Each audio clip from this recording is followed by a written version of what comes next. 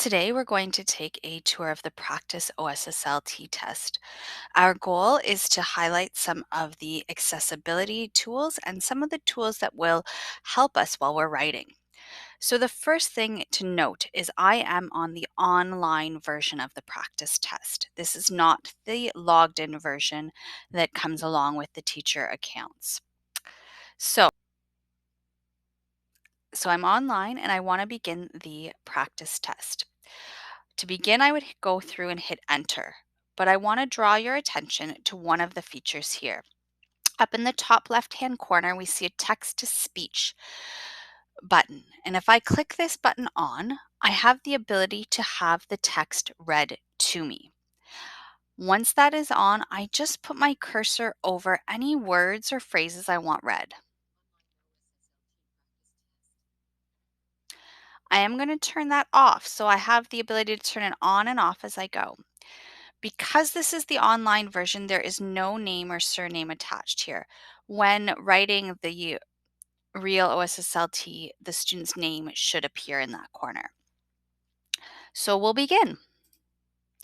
The first thing we see is the Minds On activity. This is a thinking activity to get us ready for writing the test. The second thing we see, which is really, really important, is the general instructions. All students should read through the general instructions, or they can use that text to speech to have them read to them. Something to note is if we see these three dots here, it's an indication that there are 3 pages of general instructions. Read all 3 pages, and we simply do that by clicking next page, and we can see the dots indicate where I've moved to. The next feature we have is the tools, and this is a pre-test writing feature. And what we do is we go in here, and these 7 pages give a detailed explanation of each of the tools found in the OSSLT. And these tools are helpful for all students. So it's a great idea for students to go through the tools and know what is there to help them out. Throughout the video, I will highlight some of those tools here. So we're going to begin the test by hitting continue. What we can see is this is session A, Be the Change. And it's set up with this infographic here. And I can see in session A, I currently have 3 reading selections. It also tells me a suggested amount of time. Now, that is not a limit. It's a suggestion. Students can take longer than that. It does not matter what order these 3 activities are done in, but all 3 do need to be completed. So the first thing is as you click on the activity, a little preview pops up. And that preview is intended to let them know what the topic is. If I have this highlighted in blue and my preview is up, if I hit continue, it's going to take me to that activity. The first thing I'll notice is this bar at the top. This is the progress bar. It tells me how much of the test I've completed. The second thing is I can see my reading selection here. So I can start by reading it. I can actually preview the questions if I want first and then go back to the reading selection. I can toggle throughout to manage my workflow. So the accessibility menu is here on the right-hand side. It will be there throughout the entirety of the test. The first one, the question mark, is a help menu. If I click there, it brings me to the help page and it has some common questions and features explained with visuals, with auditory, and also with some videos.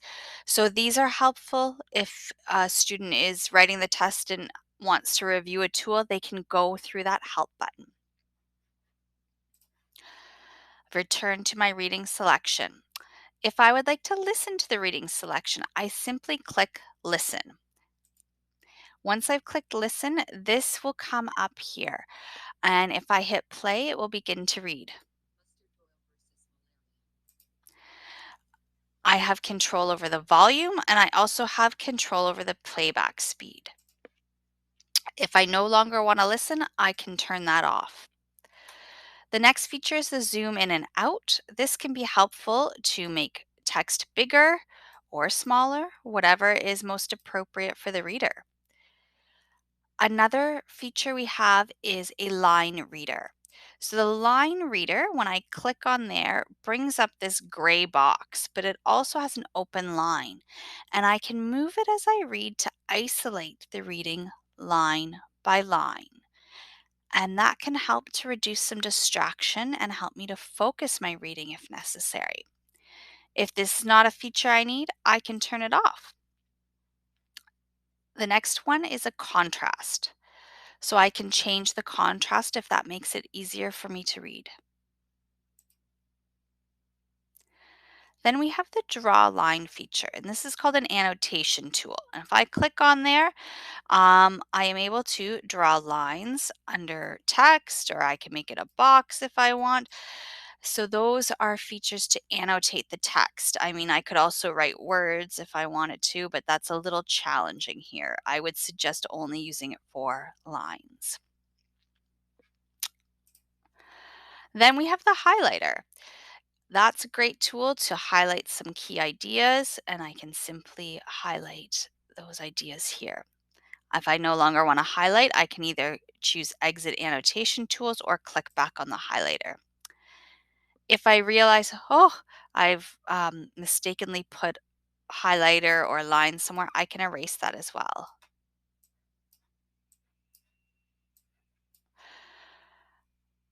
And the final tool that we have is a rough notes tool, and it looks like a little sticky note here. If I click on there, I can write notes as I read, and I can open and close that as necessary. So I've read through the document, read both pages. Now I want to go to the question. I'm at the question here and I've read this multiple choice question. I think, oh, I'm not sure. I'd really like to go back to the reading selection. Well, if I scroll down, I can see open and close reading selection. I want to click on here and it gives me a split screen. So I can have my question on the left and my reading on the right.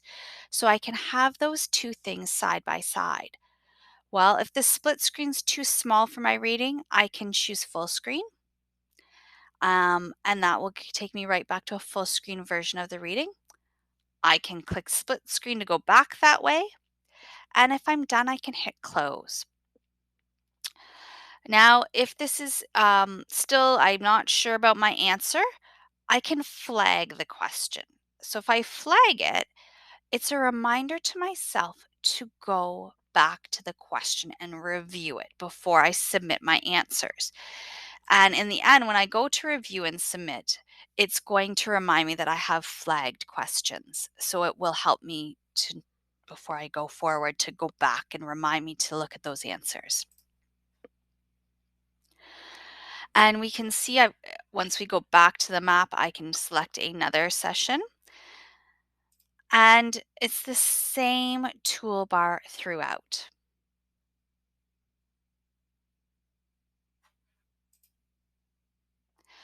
We can also see there's some different types of questions here. So in the types of questions we'll encounter multiple choice questions, and in that we just simply select a line, and we can see that I've selected it because it's got the blue line around it. Then we can also see one where we would click the answer we want. Again, the blue line is an indicator it's completed. Then we also have some with a drop-down menu where we can select and we can see the blue line indicates I've now selected it. We can also see there's somewhere they indicate we want to click.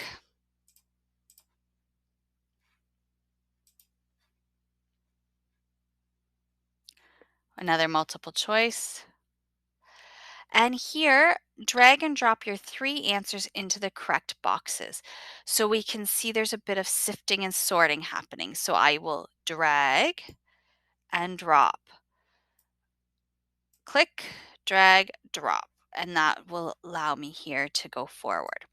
Now, if I'm not sure about this, I'm going to hit flag question. I'm going to hit review and submit. And it tells me, oh, you should go back and review this question because you've put the flag there. So go back and review. If I remove the flag, then I can review and submit. And it tells me that I've completed it. I can hit continue and it takes me back. And what happens is you can see there's a little icon showing me that I have completed that piece.